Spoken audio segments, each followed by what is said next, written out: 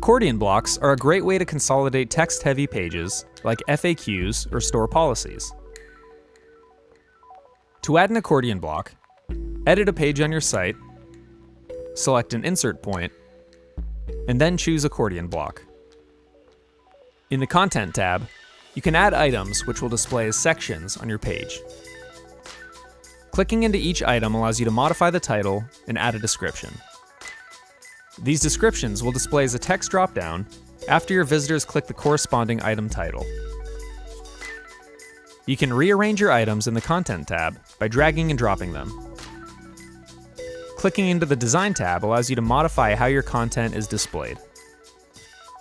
For example, you can change the alignment and format of the text,